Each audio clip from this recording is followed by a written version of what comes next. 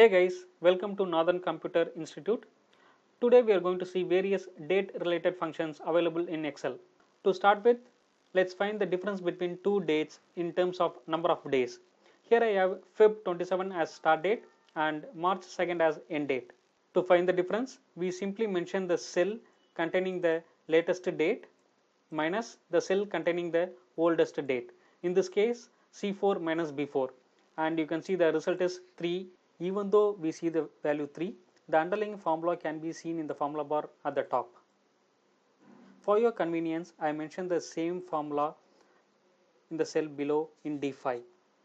Reason for the formula in the cell D5 or the bottom cell not working is I have formatted to be a text, and hence the formula doesn't work, or it doesn't return the value of the formula.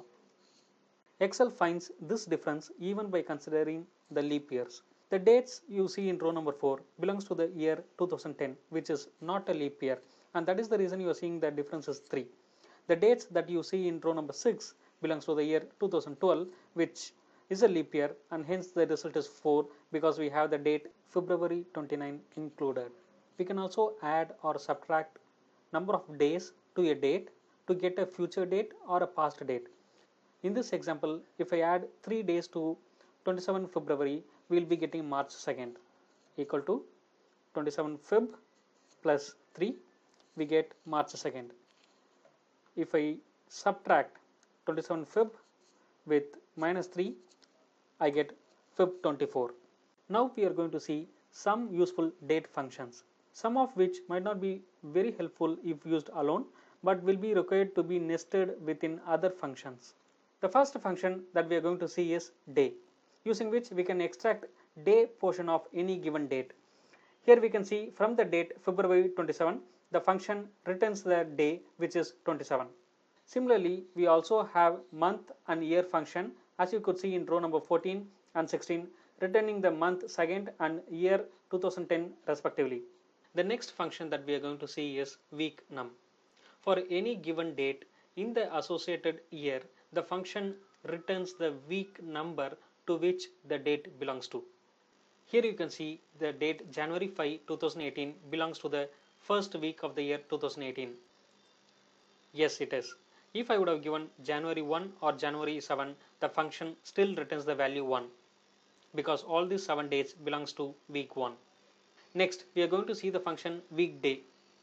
For any given date, the function returns the day of the week to which the date belongs to. Here, March 4, 2018, in its associated week, it is the first day. March 5, 2018, it is the second day. March 10, 2018, it is the 7th day of the week.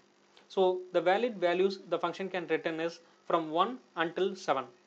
Now we are going to see two functions that works almost similar to find a future date or a past date from a given date. Both the functions take two input parameters. The first input parameter is the given date, and the second input parameter is the number of months to add or subtract from the given date. Now let's see how both the functions work.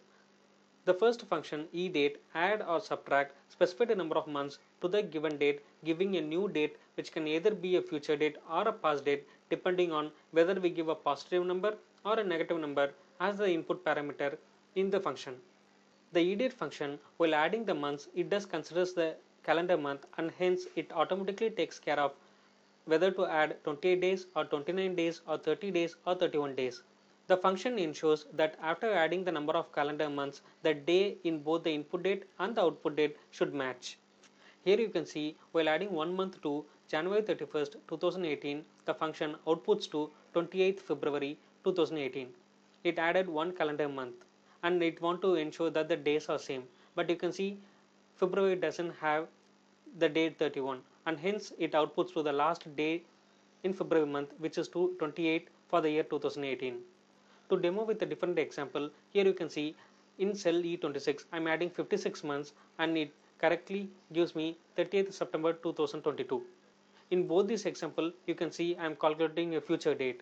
Now if I change the input parameter to a negative number, which is minus 1, we can see that January 31 minus 1 month is going to be December 31st, 2017. So this is how you add or subtract specified number of months to the given date and find the future date or a past date. This kind of function can be very useful in finding interest calculation, which can be a simple interest, compound interest, and so on. The next function month, as I said earlier, works almost similar to edate, except that after adding or subtracting specified number of months to the given date, it doesn't returns the actual date but instead returns the last date of that particular month. Here you can see I'm adding 2 months to the date January 15, and instead of resulting me March 15, it returns the last date of the March month, which is 31st March 2018. And the same works if I change this month to a negative number. So instead of giving me 15th November, here it gave 30th November 2017, which is the last date of that particular month. Next, we are going to see the function net work days, which takes two input, the start date and end date, and gives back the number of working days between those two dates. Difference between the two dates can be of any length. It can be a week apart, or a month, or a year, or even more than that.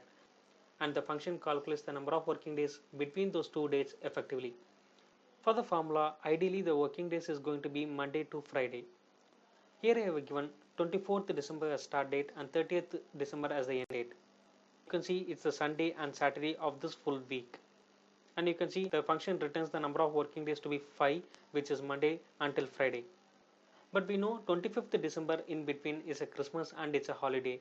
The formula also have an option of mentioning the list of holidays in between the two dates, thereby excluding these days in its final calculation of calculating the number of working days. Now, how does this work? Just list down the holidays in some cells and point those cells or range of cells as the third parameter to the function. Here you can see I have pointed the 25th December, which is in F91, as the holiday, and the function returns the answer as 4 working days in between those 2 days. As we all know, Excel automatically detects the type of the content in a cell by the value of the cell. But sometimes, even though if the cells have values that looks like a date, Excel fails to recognize them as date and thereby fails to do any date related operations. It may be due to any reason. Say for example, here the cell is formatted as text. Such kind of scenario can happen if in case you are exporting data from an external database, or you're downloading something from the internet, and so on. Excel had provided a couple of more functions to handle even those scenarios. Here you can see by passing that unrecognized date cell as a parameter to the formula date value, the Excel converts it to a date. Similarly, if in case we are having the date, month and year stored separately in different columns, if we pass them as three different input to the formula date, it just converts them automatically into a date.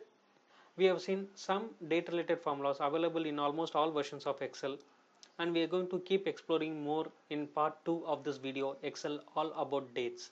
Please stay tuned. Thanks for watching. Please like our videos, subscribe to our channel and share it with your friends.